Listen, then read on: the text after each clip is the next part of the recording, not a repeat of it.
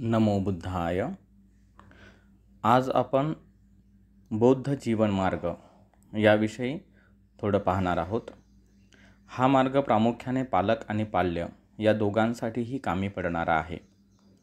बरेचदा आपल्या मनामध्ये हा प्रश्न असतो की आपण मुलामुलींना काय शिकवलं पाहिजे, आणि मुलामुलींना शिकवण्याच्या दृष्टीने आपण त्यांना मोठमोठे उपदेश करतो किंवा त्यांना काही गोष्टी समजावून सांगतो, परंतु त्यांचे मन एवढे प्रगत झालेले नसते की जेणेकरून आपण सांगितलेल्या गोष्टींचा अर्थ त्यांना समजेल आणि त्यानुसार ते आपलं जीवनयापन करतील।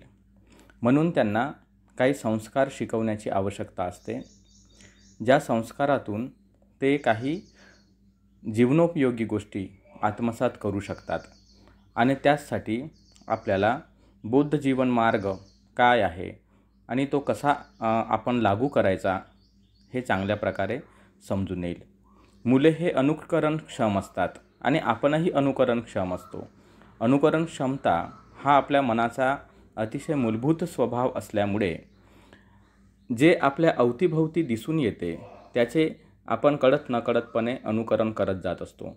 म्हणून घरामध्येच जर बुद्ध पूजा वंदना इत्यादी गोष्टी होत असतील तर मुलांनासुद्धा त्याचे अनुकरण करायला सोपे जाते आणि ते सुद्धा कळत नकळतपणे त्या संस्काराचं अनुकरण करतात। परंतु आपण म्हणतो की भगवंताचा धम्म हा तर्कशुद्ध आहे, विज्ञानवादी आहे, तर आपल्यालासुद्धा त्यामागील जे विज्ञान आहे, त्यामागील जे शास्त्र आहे हे समजून घेणं अतिशय महत्त्वाचं आणि गरजेचं ठरणार आहे। तर या ठिकाणी मी एक अतिशय महत्त्वाचा नियम सांगू शकतो की आपण लहानपणापासून जे काही आजूबाजूच्या परिसरातून किंवा वातावरणातून किंवा आपल्या स्वतःच्या घरातून जे काही शिकतो त्या शिकण्याची प्रक्रिया काय असते, तर शिकण्याच्या प्रक्रियेमध्ये प्रामुख्याने 2 गोष्टी अंतर्भूत असतात बालवयामध्ये, त्यामध्ये आणि मोठं झाल्यानंतरसुद्धा त्यामध्ये एक गोष्ट आहे ज्याला आपण आयडेंटिफिकेशन म्हणतो, म्हणजे एखादी गोष्ट ओळखणे। तर ही एखाद्या गोष्टी ओळखण्याची प्रक्रिया असते। दुसरी गोष्ट असते एसोसिएशन, म्हणजे सहसंबंध। तर आपण ज्या गोष्टींना ओळखतो त्याचा एक सहसंबंध आपल्या मनामध्ये निर्माण करतो आणि या आयडेंटिफिकेशन आणि एसोसिएशन याची एक डिक्शनरीज आपल्या मनामध्ये तयार होत जाते। आपण प्रत्येक गोष्ट ओळखतो आणि त्याचा सहसंबंध एखाद्या गोष्टीसोबत जोडतो। जसं उदाहरणादाखल आपण पहिल्यांदा पाणी हा शब्द जर शिकायचा असेल तर मम मम वगैरे म्हणून हा शब्द शिकला जातो। नंतर पाणी हा शब्द जेव्हा शिकला जातो तर पाणी ही एक वस्तू आहे, आपण ओळखतो की हे पाणी आहे, पण त्याच्यानंतर आपण त्याचं एसोसिएशन जोडतो। कसं? पिण्याशी एसोसिएशन जोडतो, अंग धुण्याशी एसोसिएशन जोडतो, कपडे धुण्याशी एसोसिएशन जोडतो, शेतीला पाणी देण्याशी एसोसिएशन जोडतो। तर अशा प्रकारे आपण पाण्याचे वेगवेगळे उपयोग आपल्या मनामध्ये आपण धारण करतो। पाणी असा शब्द उच्चारल्याबरोबर आपल्या मनात त्याचं एक चित्र येते आणि त्याचा उपयोग कसा आहे हे सुद्धा येते। हाच नियम भगवान तथागताच्या धम्माने शिकवलेला आहे, सांगितलेला आहे आणि त्याच नियमाच्या अंतर्गत बुद्ध पूजा वंदना आणि बाकीच्या जे गोष्टी आहेत त्या आलेल्या आहेत। परंतु आपल्याला बुद्ध पूजा वंदनेच्या संबंधाने समजत नसल्यामुळे किंवा आपण त्याचं केवळ एक पठण करत राहतो, त्याच्यामुळे सुद्धा त्याच्या मागील अर्थ, त्याच्या मागील भूमिका काय होती हे आपण त्या ठिकाणी समजून घेत नाही। तर आज आपण बौद्ध जीवन मार्ग या अंतर्गत मुलांसाठी आणि त्यांच्या पालकांसाठी हा उपदेश या ठिकाणी दिला जात आहे। प्रामुख्याने या उपदेशामध्ये बुद्ध वंदनेच्या अंतर्गत जे काही गाथा आहेत तर त्या गाथांचा आपण कसा अर्थ समजून घ्यायचा किंवा त्या गाथांचा कसं महत्त्व आहे आणि किती आवश्यकता आहे हे यातून सांगण्याचा हा अल्पसा प्रयत्न आहे। वास्तविक पाहता माझं जे पुस्तक आहे परियत्ती संडे धम्म स्कूल मॅन्युअल, जे मी धम्म शिक्षिका, सेवक सेविका आणि पालकांसाठी लिहिलेलं होतं, त्या पुस्तकातीलच हा भाग आहे जो मी या ठिकाणी सांगत आहे। तर प्रथम आपल्याला ही गोष्ट समजून घेतली पाहिजे की मुलं असो की आपण स्वतः असो, आपण शिकणाऱ्या स्वभावाचे आहोत। आपण काहीतरी रोज नवीन शिकत राहतो आणि शिकणाऱ्या स्वभावाचा एवढंच नाही तर आपण आपल्या तर्काला जे पटेल, अनुभवाला जे उतरेल आणि त्याच्यामागे काहीतरी लॉजिक आहे असं वाटेल त्या गोष्टी शिकण्याकडे आपला प्रत्येकाचा कल असतो. आणि असं असल्यामुळे वेगवेगळ्या प्रकारच्या अंधश्रद्धा किंवा कर्मकांड हे आपण सोडून देऊ शकतो. कशामुळे? कारण जर आपल्याला त्याच्या मागेची भूमिका स्पष्ट होत नसेल तर कळत नकळतपणे आपण त्याप्रती एक प्रकारे चिकित्सा निर्माण करतो आणि म्हणतो की हे मला पटत नाही आणि हे मला नाही करायचं आहे. मुलंसुद्धा याच प्रकारे विचार करतात. तरुण मुलं असतील, छोटे मुलं असतील, जोपर्यंत त्यांना ते महत्त्वाचं वाटत नाही, त्यांच्या तर्काला, त्यांच्या बुद्धीला, त्यांच्या अनुभवाला ते पटल्यासारखं वाटत नाही, तोपर्यंत सहजासहजी ते कोणत्या गोष्टी करायला किंवा स्वीकारायला तयार नसतात. आपणही तेच केलेलं आहे. आताही आपण तेच करतो. त्याच नियमाला अनुसरून आपण या ठिकाणी हा बौद्ध जीवन मार्ग म्हणजे पूजा, वंदना वगैरे या गोष्टीबद्दल थोडक्यात माहिती घेणार आहोत. तर पहिली गोष्ट ही आहे की आपण जे पूजा साहित्य मांडतो, भगवंतांच्या मूर्तीच्या समोर जे वेगवेगळ्या प्रकारचं पूजा साहित्य आपण मांडलेलं आहे, तर त्याचा काय अर्थ होतो, ते कशासाठी मांडलं जातं किंवा काय आहे त्याच्या मागचं लॉजिक, तर हे आपल्याला योग्य प्रकारे समजून घ्यायचं आहे. तर म्हणून आपण प्रथम हे समजून घेऊ की पूजा साहित्याची ओळख, त्याचा उपयोग आणि त्याचे महत्त्व. आपला धम्म पुढील पिढीपर्यंत सुरक्षित पोहोचविण्यासाठी आपल्या धम्मातील प्रत्येकांची मुलांना ओळख करून देणे, त्यांचा उपयोग समजावून सांगणे आवश्यक असते. यासाठी धम्मशिक्षक असेल किंवा पालकांनी असेल, या प्रतीकांचे आध्यात्मिक व सांस्कृतिक महत्त्व माहीत असणे खूप आवश्यक आहे. सांस्कृतिक गोष्टींच्या आधारानेच धर्माचे वैशिष्ट्य आणि त्याचे अस्तित्व ओळखता येते.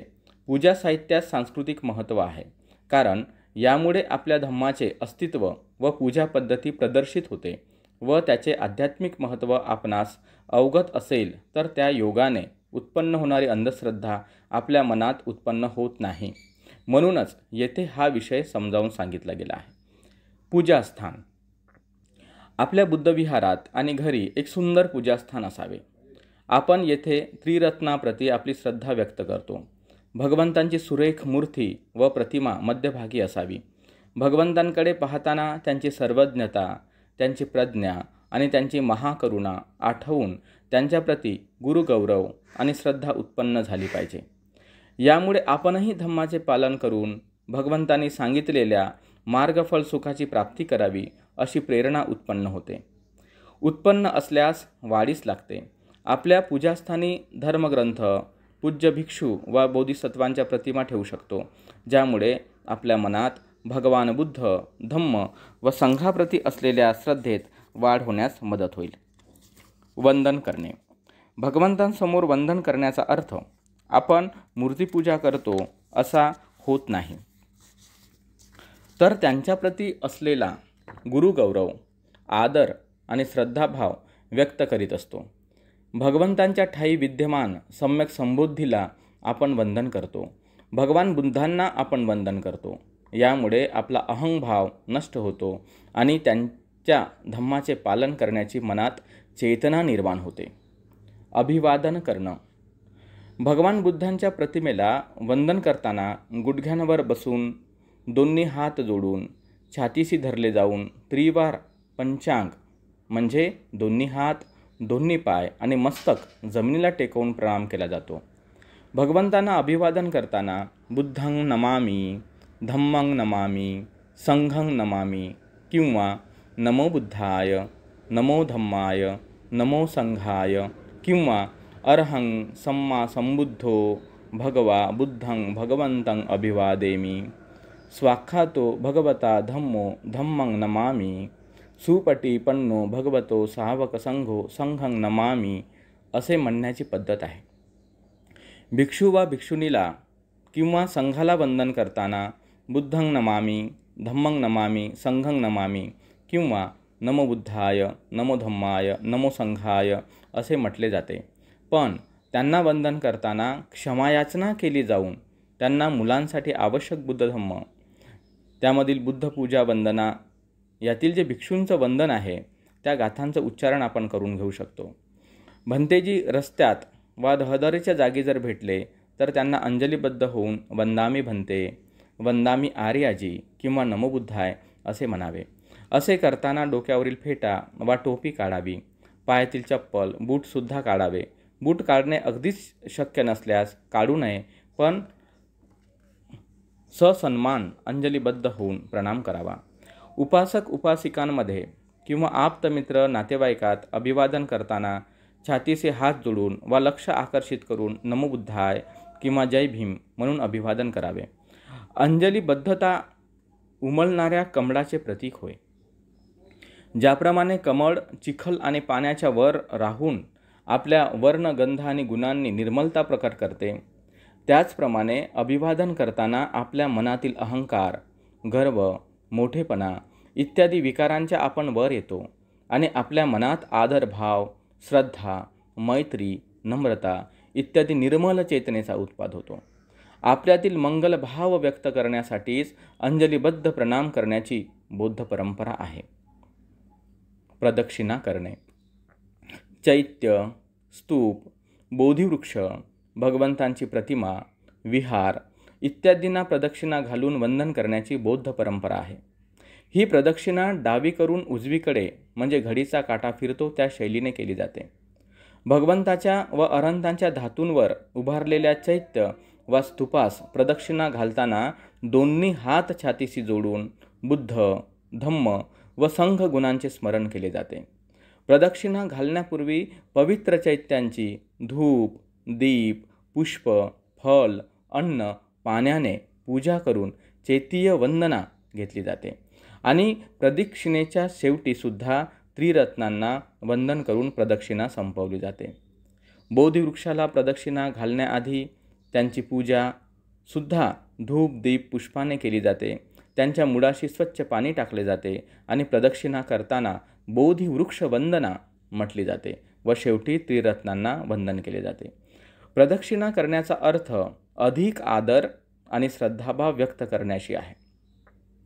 भगवान बुद्ध, अर्हत आणि बोधिवृक्ष शिरसावंद्य आहेत. त्यांच्याप्रती श्रद्धा व्यक्त करण्याची ही पद्धत महान फलदायी आणि पुण्यप्रद आहे. पूजा करणे म्हणजे भगवंतासाठी धूप, दीप, पुष्प इत्यादी अर्पण करणे होय. त्रिरत्नांप्रती श्रद्धा प्रकट करण्याची ही एक बौद्ध परंपरा आहे. मात्र प्रत्येक वस्तूंसोबत भगवंताच्या धम्माचे मर्म सांगितले गेले आहे. पूजा करताना उत्पन्न होणारी श्रद्धा आणि यातून प्राप्त होणारे पुण्य व धम्माचे ज्ञान याचे संपादन करून आपण दुःखमुक्तीच्या मार्गावर आरूढ होऊ शकतो. म्हणून त्रिरत्नांच्या पूजेला फार महत्त्व आहे. पुष्प, दीप, धूप पूजेच्या पालीगाथा बुद्ध पूजा वंदनेमध्ये आपण नेहमीच ऐकत असतो. त्याच्यामुळे येथे त्याचे फक्त महत्त्व सांगितले गेलेले आहे. पुष्पपूजा. वर्ण, गंध आणि गुणांनी युक्त असणाऱ्या विविध पुष्पांनी आपण भगवंतांच्या पवित्र चरणांची पूजा करतो. या पुण्यकर्माने आपणास दुःखमुक्तीचा लाभ होतो. भगवंतास अर्पण करताना हे पुष्प रूपाने सुंदर, गंधाने सुगंधित असतात, पण थोड्याच वेळात ते कोमेजल्यामुळे त्यात कुरूपता आणि दुर्गंधी येते. ज्याप्रमाणे पुष्प कोमेजणाऱ्या स्वभावाचे आहेत, त्याचप्रमाणे आपली कायासुद्धा जरा मरणधर्म आहे. सर्व संस्कार अनित्य, दुःख आणि अनात्म धर्म आहेत. या श्रेष्ठ सत्याचा बोध या पूजेतून घेतला जातो. या पुष्पपूजेच्या पुण्यप्रभावाने सर्व आश्रव, सर्व दुःख नष्ट होत अशी भावना यावेळी केली जाते. म्हणजे एक प्रकारे भावित करणे, चिंतनशील होणे असा याचा अर्थ आहे. धूप व सुगंधी पूजा. जसे वातावरणात धूप अत्तरादींचा सुगंध पसरवला असता परिसरातील दुर्गंध नष्ट होऊन प्रसन्नता उत्पन्न होते, त्याचप्रमाणे सुगंधित काया, मुख आणि अनंत गुणसुगंधीने संपन्न असलेल्या भगवंताची पूजा करून आपल्यातील क्लेशाची दुर्गंध नष्ट होऊन सद्गुणांची सुगंध आपल्यात उत्पन्न होत असते. या पुण्यप्रभावाने सुद्धा आश्रव आणि दुःखाचा नाश होतो अशी भावना केली जाते.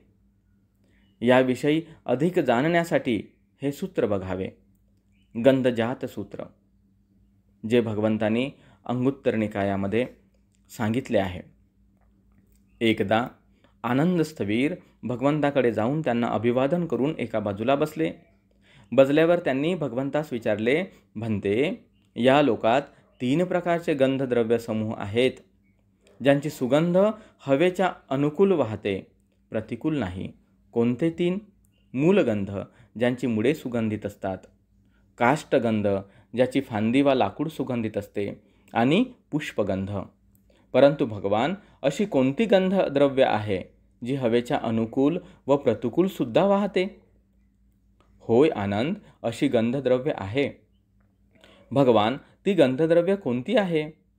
आनंद, कोण्या गाव अथवा शहरातील कोणी स्त्री अथवा पुरुष भगवान बुद्ध, धम्म आणि संघाची शरण ग्रहण करतो, प्राणिहिंसा, चोरी, कामवासनेतील मिथ्याचार, खोटे वचन आणि मद्य मादक पदार्थांचे सेवन यापासून विरत राहतो, जो सदाचारी आहे, सदैव सत्कर्म करीत राहतो, निर्दोष चित्ताने घरी समाजात राहतो, जो मुक्त हस्ते दान करतो, इंद्रियांवर संयम ठेवतो, त्यागी स्वभाव, दानशूर, दान देण्यात सतत प्रसन्न चित्त राहतो, अशांची सर्व दिशातील श्रमण ब्राह्मण प्रशंसा करतात.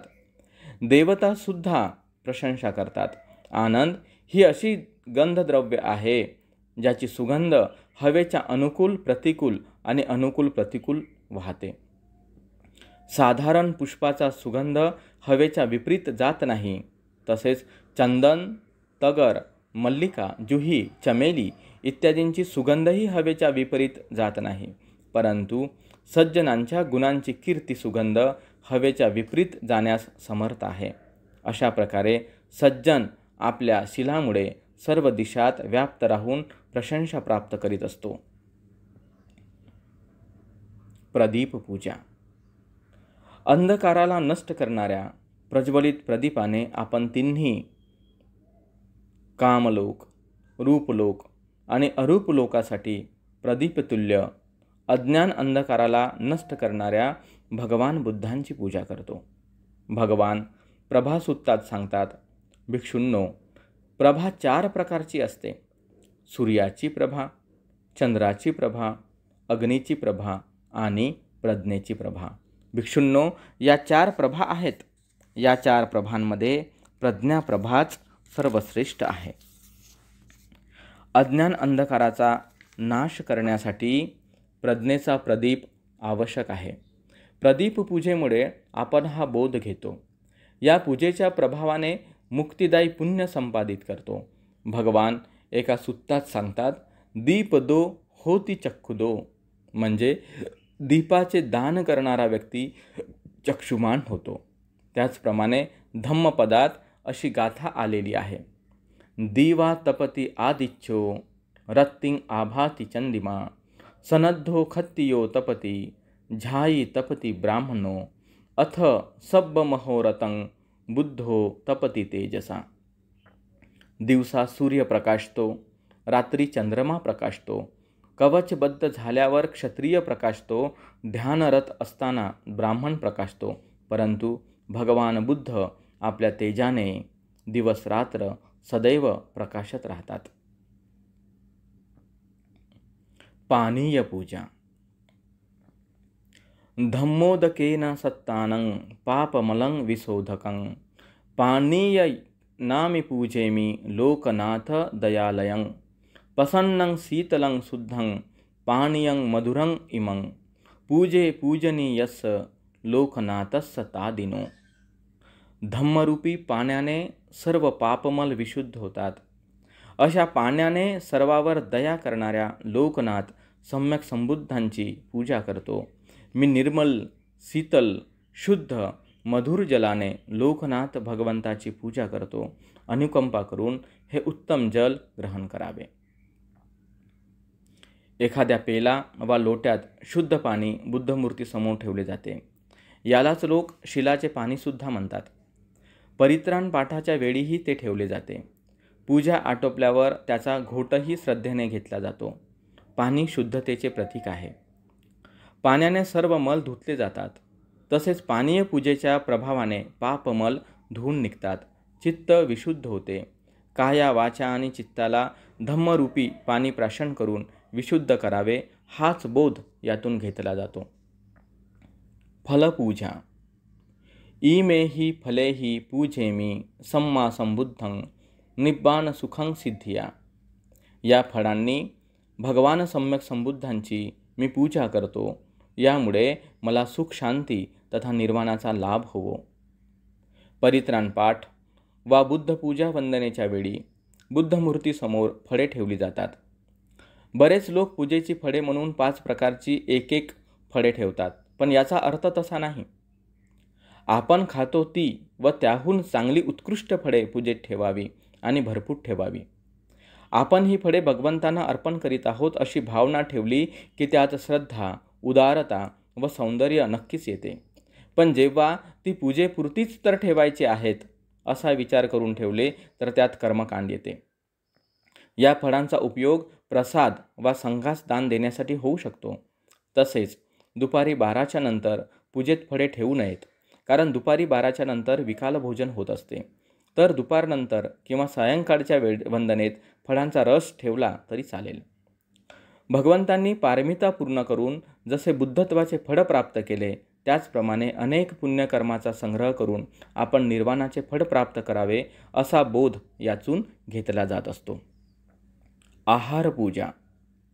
अधिवासेतु नो भन्ते भोजनं परिकंपितं अनुकंपं उपादाय पटिगह्णातुमुत्तमं सम्मा संबुद्धज्ञानो तीलोके पच्ययारहो सनाथो पटिगह्णातु पणितं भोजनं इमं. भन्ते, आम्ही दिलेले उत्तम भोजन अनुकंपा करून ग्रहण करावे. सम्यक संबोधीचे ज्ञान असणारे नाथ तिन्ही लोकीच्या प्रत्ययास ग्रहण करण्यास पात्र आहेत, म्हणून भगवंतांनी हे उत्तम भोजन ग्रहण करावे.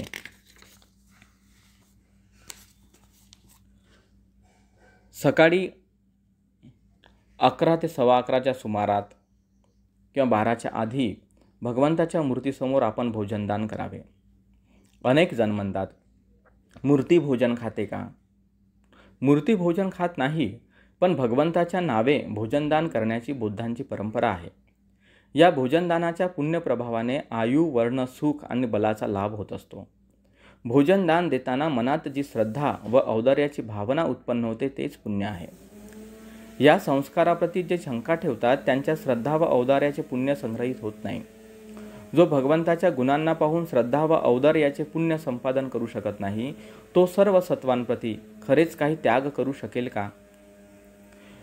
म्हणूनच बरेच लोक सर्व काही असूनही दानादी पुण्य करू शकत नाहीत, कारण त्यांच्यात दान पुण्य फळाविषयी शंका असते आणि लोभावर श्रद्धा असते. पशुपक्षी जसे वर्तमान लाभाला पाहून लालायित होऊन ते मिळवण्यासाठी प्रयत्न करतात, तशीच अशा लोकांची गत असते. मनाची पवित्रता आणि भविष्यातील पुण्यफळाला हे लोक जाणत नाहीत. श्रद्धेने भोजनदान देणे महान फलदायी आहे. आपण घरी भिक्षुनी संघास भोजनादी दान देण्यासाठी मोठ्या प्रसन्नतेने बोलवले पाहिजे. त्यांना भोजनदान देताना इमं भिक्खं ससूप व्यंजनं सह पानीयं भिक्खुस्स देम पूजेम. भिक्षुनी असल्यास भिक्षुनीस्स, संघ असल्यास भिक्खू संघस्स म्हणावे. द्वितीयंपि इमं भिक्खं ससूप व्यंजनं सह पानीयं भिक्खुस्स देम पूजेम. तृतीयंपि इमं भिक्खं ससूप व्यंजनं सह पानीयं भिक्खुस्स देम पूजेम. हे नाना खाद्य पदार्थांनी युक्त असलेले भोजन पाण्यासह आम्ही आपणास म्हणजे भिक्षुनीस किंवा संघास अर्पण करीत आहोत, दान देत आहोत असे सर्वांनी म्हणावे. त्यानंतर खालील गाथा म्हणावी. इमं मे पुण्यं आसवक्षयावहं होतु सब्ब दुःखा पमुच्यतु. इदं मे पुण्यं सब्बे देवा सब्बे भूता सब्बे सत्ता अनुमोदंतु. या पुण्यकर्मामुळे माझे सर्व आश्रव, सर्व दुःख नष्ट होत. या पुण्यकर्माचे सर्व देवता, सर्व भूत आणि सर्व सत्वांनी अनुमोदन करावे. भोजनदानानंतर भंतेजींची देसना ऐकावी आणि आशीर्वाद घ्यावा. काही परिष्कार दान द्यावा. आहार पूजा हे एक महान पुण्यकर्म आहे, कारण यामुळे आश्रवक्षय होईल असे पुण्य संचित होते. यामुळे सर्व दुःखांचा नाश होतो. भोजनदान महाफलदायी असल्याची अनेक उदाहरणे त्रिपिटकातील सुत्तात आलेली आहेत. म्हणून मोठ्या श्रद्धेने भोजनदान द्यायचे शिकले पाहिजे. गिलान प्रत्यय पूजा.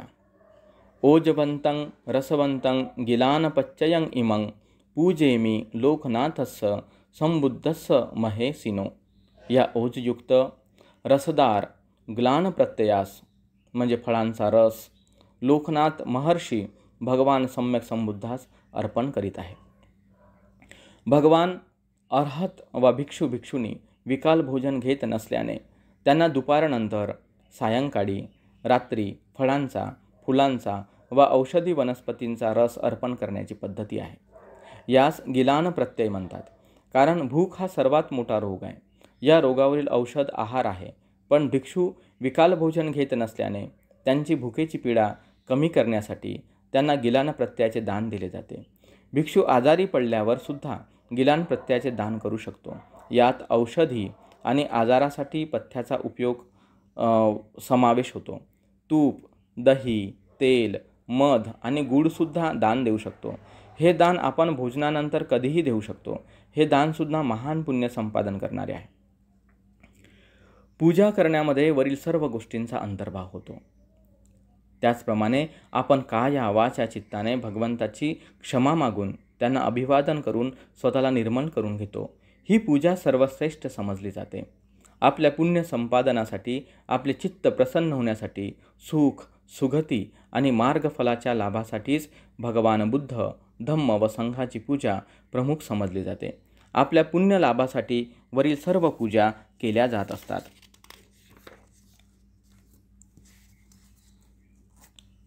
परित्राण पाठाविषयी आपण या ठिकाणी थोडक्यात समजून घेऊ. परित्त म्हणजे भगवंताने उपदेशिलेल्या सुत्तांचे पठण करणे होय. यात भगवंताचे सुत्त आणि आशीर्वाद यांचा समावेश असतो. या सत्यवचनांच्या प्रभावाने सर्वांचे मंगल हो अशी मंगलकामनाही प्रत्येक सुत्ताच्या अंती केली जाते. सुत्तपठण लयबद्ध पद्धतीने करताना त्याच्या ध्वनीमुळे पठण करणारा तथा ऐकणाराही एकाग्र होतो. त्यांच्या मनात शांती लागते. परित्त म्हणजे रक्षण होय.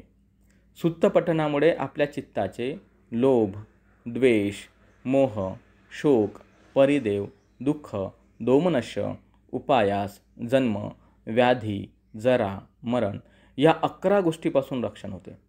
भिक्षू संघ वा उपासक उपासिका सकाळी व सायंकाळी विहारात व घरी सुत्तपठण करतात. सकाळी सुत्तपठण केल्यामुळे सुत्तातून आलेल्या उपदेशाचे दिवसभर स्मरण केले जाते आणि स्वतःच्या कर्माचे रक्षण केले जाते. सायंकाळच्या सुत्तपठणाने आपल्या चुकांची आपणास जाणीव होते आणि आपणास सुधारणा करण्याची संधी प्राप्त होते. सुत्तपठणाच्या वेळी कोणते सूत्र म्हणावे यात परंपरेनुसार विविधता आहे, पण सामान्यतः परित्राण पाठात या खालील गोष्टींचा अंतर्भाव असतो. 1. भगवान बुद्धांना आणि बोधिसत्वांना श्रद्धाभावे वंदन केले जाते. 2. क्षमायाचना केली जाते. 3. शरणत्तय. 4. पंचशील किंवा अष्टशील घेतले जाते. 5. भगवान बुद्ध, धम्म व संघगुणांचे स्मरण केले जाते. 6. देवता आराधना आणि त्यानंतर महामंगलसूत्त, रतनसूत्त, करणीयमेत्तसूत्त, महामंगलगाथा, जयमंगल अठ्ठगाथा इत्यादी सूत्त व गाठांचे पठण केले जाते. 7. केलेल्या पुण्याचे अनुमोदन सर्व सत्वांच्या नावे केले जाते. 8. सर्व सत्व सुखी होण्याची मंगलकामना केली जाते. 9. भिक्षू उपस्थित असल्यास ते धम्मदेसना देतात आणि शेवटी आशीर्वाद देतात. 10. उपस्थित उपासिका भिक्षू संघास दान देतात. अशा प्रकारे परित्राण पाठांचा संस्कार संपन्न होतो. परित्राण पाठाच्या वेळी सर्वांनी शुभ्र वस्त्र घालावेत. पूजास्थान चांगल्या प्रकारे सजवावे. भगवंताची धूप, दीप, पुष्प, पाणी, फळे, आहार इत्यादीने पूजा करावी. शक्य झाल्यास उपोषणशीलाचे पालन करावे किंवा उपोषणशील घ्यावे. भिक्षू संघास भोजनदान द्यावे, चिवर द्यावे, परिष्कारदान द्यावे. त्यांच्याकडून धम्मदेसना श्रवण करावी, त्यांचा आशीर्वाद घ्यावा. परित्राण पाठ फार फलदायी आहे, पण यात 3 प्रकारचे विघ्न आल्यास त्याचा लाभ होत नाही. 1. कोण्या अकुशल कर्मफळाचे मध्येच विघ्न उपस्थित होणे. 2. पापकर्म करणे आणि 3. या बाबीवर विश्वास नसते. या तिन्ही गोष्टीपासून मुक्त परित्राणपाठ फारच फलदायी असतो. बुद्धपूजा आणि परित्राणपाठ याविषयी अधिक माहितीसाठी आपण मिलिंद प्रश्न या ग्रंथातील संबंधित प्रकरण अभ्यासू शकता. प्रत्येक सूत्राच्या शेवटी आपण जे हे वाक्य वापरतो, एतेन सत्यवज्जेन होतु ते जय मंगलम, की या सत्यवचनाने आपले कल्याण हो, याचा अर्थ हा होतो की ते भगवंतांनी शिकवलेले सत्य आत्मसात करणे, त्याचे अनुसरण करणे आणि त्याचं आपल्या अंतर्मनामध्ये बोध घेणे, यामुळे मनुष्याचं कल्याण होत असते. हे आपण या ठिकाणी लक्षात ठेवलं पाहिजे. तर अशा प्रकारे जे बौद्ध जीवन मार्ग आहे, बौद्ध जीवन पद्धती आहे, त्यामध्ये जे आपलं पूजा वंदना याच्या संदर्भात परित्राण पाठ असेल किंवा वेगवेगळ्या ज्या आपण वस्तू पूजेमध्ये ठेवतो त्यामागील भूमिका आणि अर्थ असेल, हे या ठिकाणी समजावून सांगितलेलं आहे. याचप्रमाणे एक दुसरा विषय या ठिकाणी असा सांगितला जातो की भगवंताचा धम्म हा आचरणशील आहे आणि ते आचरण आपल्या व्यवहारातून छोट्या छोट्या गोष्टीतून दिसण्यासाठी आपण मुलांना लहानपणापासूनच तसं वळण लावणं गरजेचं आहे. तर मुलांना आपण कसं वळण लावू शकतो किंवा स्वतःलाही कसं वळण लावू शकतो हे सुद्धा या प्रसंगी सांगितलं जात आहे. ज्यांना विनय पिटकामध्ये किंवा प्रातिमोक्ष नियमांमध्ये सेखीय नियम म्हणतात, त्यातील काही नियम आपण या ठिकाणी या संदर्भामध्ये विचारात घेऊया. शेखीय नियम श्रामणेरांसाठी सांगितले गेले आहेत. यात सामान्य शिष्टाचार सांगितला गेला असल्याने आपल्या मुलामुलींना चांगले वळण लावण्यासाठी येथे काही शेखीय नियम दिले जात आहेत. ते वेळेनुसार शिक्षक किंवा पालकाने मुलांना सांगितले पाहिजे. 1. विहारात वा कोणाच्या घरी जाताना कपडे नीटनेटके करून जावे. 2. विहारात किंवा कोणाच्या घरी प्रवेश करताना बसताना कल्ला गोंधळ करीत जाऊ नये. संयमाने जावे आणि संयमाने बसावे. 3. वाढलेले अन्न आनंदाने आणि सत्कारपूर्वक खावे.